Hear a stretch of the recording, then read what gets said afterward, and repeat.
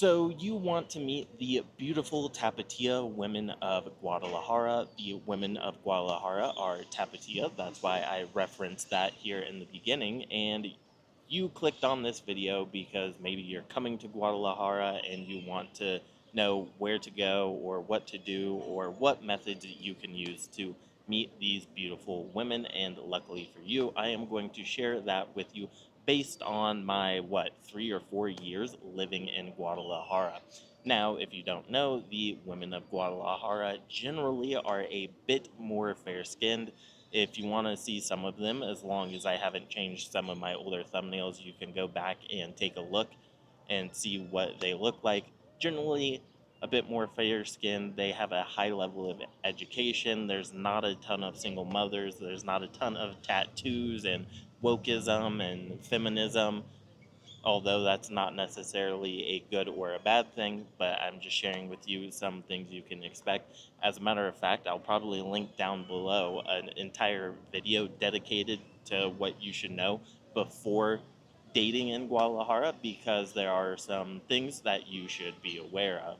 But with all that said, I'm going to share with you some obvious methods and some less obvious methods of meeting the beautiful Tapatillas. So with that said, let's go ahead and get on into it. The first one is the most obvious one, and that is obviously using the dating apps.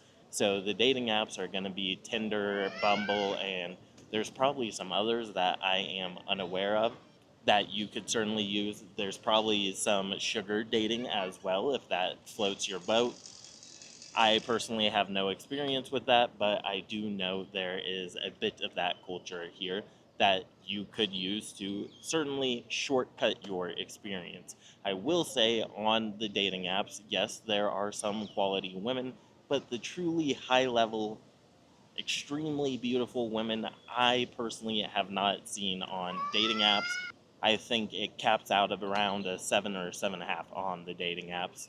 Obviously, sugar dating is probably a little bit different, but there are reasons for that. So you can obviously use those dating apps, and you should also be aware that there is some language barrier, but it's not going to be super drastic.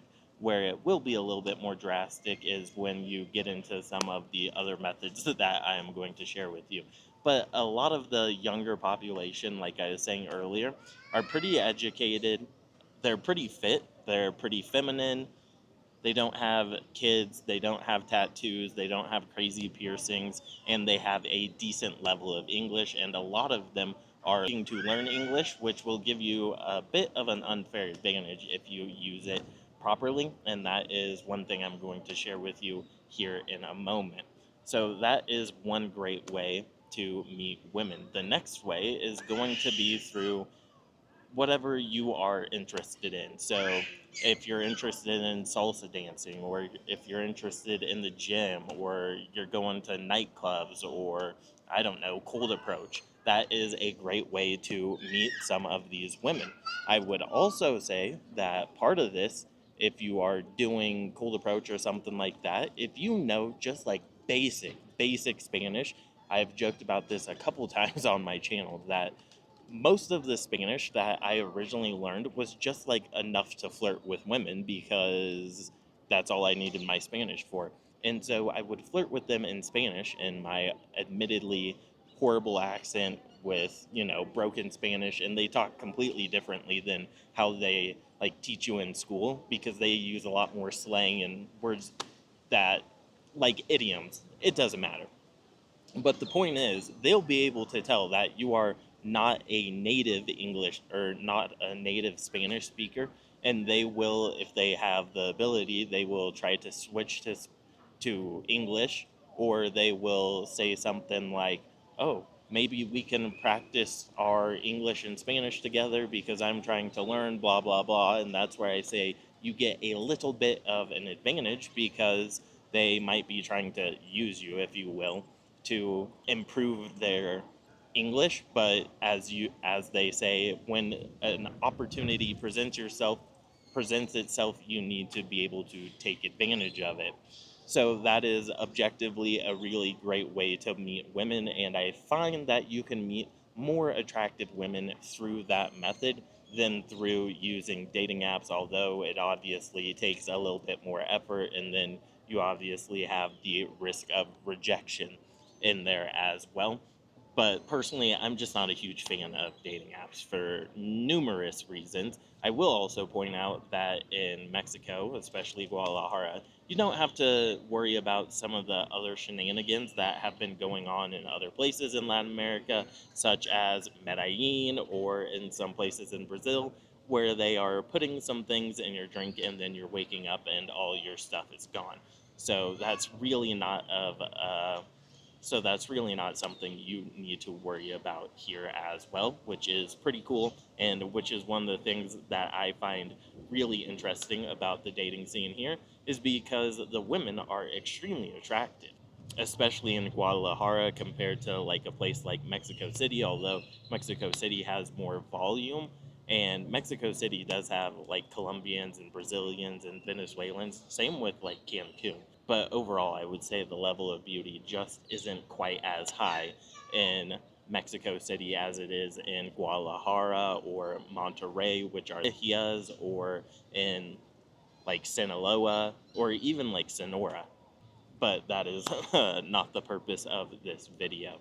So finally, I would say the last and arguably the best way to meet the highly attractive women that you are probably seeking out, fit, feminine, friendly, approachable, is going to be through social circle. And now you might be saying, but Josh, I don't have a social circle. Well, you should start to build a social circle, whether that's people you know who live there already, or whether it's starting to make friends when you get to a place like this. Like, for example, I'll tell you a really brief story. I was going to a gym, and my trainer is a popular trainer at our gym. And he was having a birthday party, and he invited me to the birthday party. And this was, oh, I don't know, years ago. My Spanish was not nearly as good, and I was like, I don't really want to go. No one really speaks English. It's going to be a bit weird, awkward, blah, blah, blah. Just making up a bunch of bullshit excuses, right? And I've talked about on my channel how when an opportunity presents itself, or maybe not an opportunity, but you should just start saying yes more often, especially when it comes to social gatherings. And so for whatever reason, I was like, okay, whatever, I'll do it. And I went to this party, and like I said, not a lot of English speakers there, but he was introducing me to everyone. Importantly, a lot of the attractive women, because at the gym, we would, have some, let's just say, bro talk, right? That's the probably the most politically correct way that I could uh, put our conversation. So he'd be like, "Oh, this girl, blah blah blah," and he was like, "Oh, I want to introduce you to this girl," and so on and so forth. And I found this out later, but girls at the gym were asking about me because obviously I wasn't really talking to him because my Spanish was broken, and he was like figuring out who I liked, and he was figuring out who liked me, and he was introducing me to those girls at his little party. But additionally, this is something that I find cool, is that in some other countries, you find that the men are gatekeeping their women to some extent, right? So they aren't like as open to introducing you to their women, or, they just aren't willing to add comp- add to their competition because this guy could have been interested in some of the girls who were interested in me or that I was interested in, and he's like, no man, I'm gonna introduce you to him, blah blah blah. And his English wasn't super great, but he had like some basic enough English, and I had some basic enough Spanish that we could figure out what was going on. And if you take advantage of opportunities like this to just like build your social circle, that's why I say social circle building isn't just for, meeting women or approaching or things like that.